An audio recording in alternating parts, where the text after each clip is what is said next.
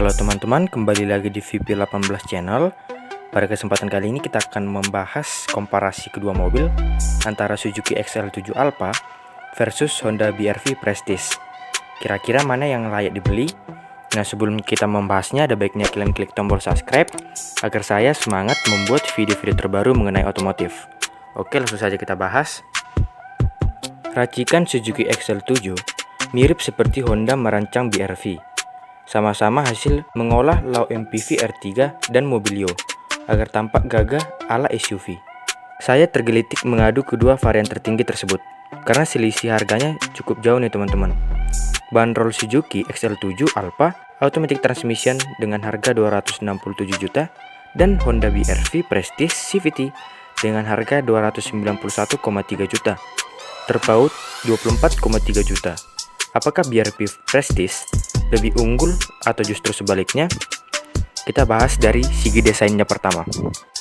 Untuk bagian desain, Honda tidak mempertahankan banyak identitas Mobilio, hanya menyisakan garis samping dan bahu. Patut diakui, ubahannya lebih niat dibanding Suzuki XL7 nih teman-teman. Muka dan bokong didesain ulang.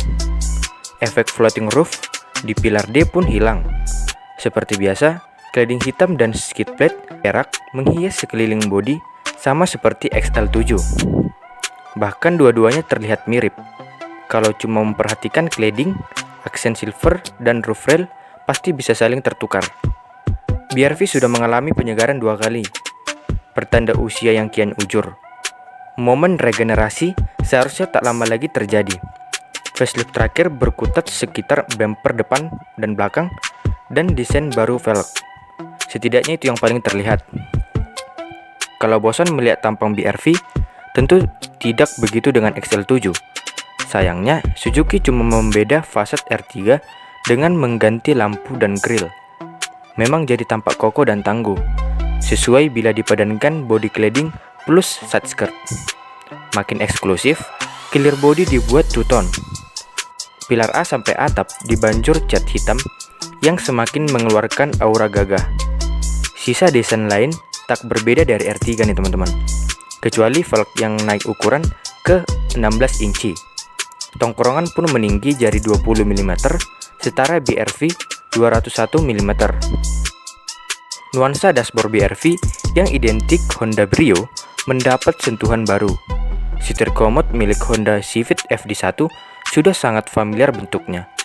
Terbalut kulit, termasuk seluruh jok dengan hiasan stripping dan jahitan yang merah. Kabin sedikit lebih lega dari XL7. Itu lebih dikarenakan busa jok tipis yang tentunya tidak senyaman milik XL7 nih teman-teman. Kabin XL7 tak ubahannya R3 Sport yang sedikit dibuat mewah. Material jok berpadu fabric dan kulit sintetis. Bukan untuk tipe Alpha saja, tapi di semua varian. Aksen kayu seperti di R3 Sport diganti gaya serat karbon. Selebihnya sama saja nih teman-teman. Jok lebih nyaman diduduki dibanding BR-V, meski kalah lebih luas. Positifnya, 2 deret kursi belakang bisa dilipat rata lantai, sedangkan BR-V tidak bisa nih teman-teman.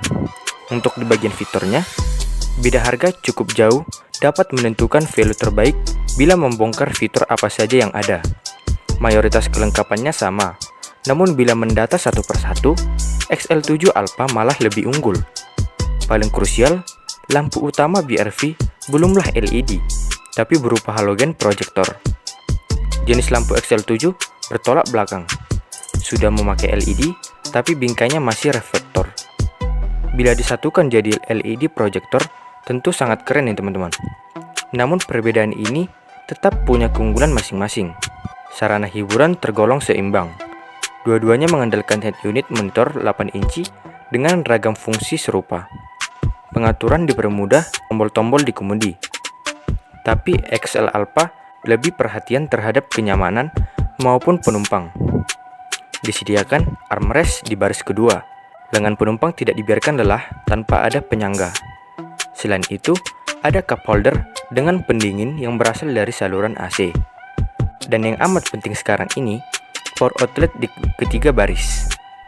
Semua itu tak dimiliki BR-V Prestige nih teman-teman. Masih ada lagi, khusus Suzuki XL7, varian Alpha punya fitur istimewa yang pertama di segmen low SUV, ya disebut e-mirror, kaca spion dalam menayangkan visual dari kamera yang tertempel di balik garnis plat nomor belakang. Memonitor area belakang tidak akan terhalang kepala penumpang atau barang. Fungsi fitur ini juga sebagai dashcam. Peranti aktif facial stability control dan hill start assist sudah wajib tersedia di varian termahal. Selain tentunya fitur standar airbag, ABS plus ABD yang tak perlu dipertanyakan lagi. Dari daftar panjang kelengkapan semuanya, BRV harus mengakui keunggulan XL7. Wajar, pendatang baru sudah tentu menyiapkan suatu berbeda bila ingin dilirik. Ini bisa menjadi pertimbangan dalam mengembangkan BRV generasi berikutnya nih teman-teman. Untuk bagian performa dan pengendara, setidaknya sektor ini bisa dibikin BRV berbangga hati. Gelar LSUV paling bertenaga mesin disandangnya. Mesin L15B 1,5 liter SHC iVTEC menghasilkan tenaga seimpresif 120 PS dan torsi 145 Nm. Beda cukup jauh dengan K15B 1,5 liter DHC VVT milik XL7 yang menorehkan 104,7 PS dan torsi 138 Nm. Bukan berarti BRV unggul mutlak. Mesin baru K15 jangan dipandang sebelah mata. Peningkatannya signifikan dibanding K14B R3 yang lama. Pastinya makin kencang dan lebih irit. BRV menyajikan sensasi berbeda dari LSUV lain. Mesin bertenaga itu dipadukan transmisi CVT. Karakter penyalurannya jelas beda dari XL7 yang pakai gearbox matic konvensional. CVT menjamin kehalusan dan keefektifan, seluruh daya terkirim ke roda depan. Efeknya pun positif ke konsumsi bahan bakar. Tapi hanya satu transmisi itu yang ditawarkan bila memilih BRV Prestige. Bagi Anda penyuka 3 pedal, pilihannya ada di XL7 Alpha. Sensasi berkendara sesuai karakter masing-masing merek. Honda yang identik bantingan sporty dan stabil di kecepatan tinggi turut menurun ke BRV juga. Sedangkan Suzuki lebih berkompromi pada kenyamanan penumpang walau terasa hambar. Bahkan salah satu LSUV dengan suspensi ternyaman selain Xpander Cross. Kesimpulannya, Honda BRV memperlihatkan bahwa LSUV bisa dibikin fun to drive.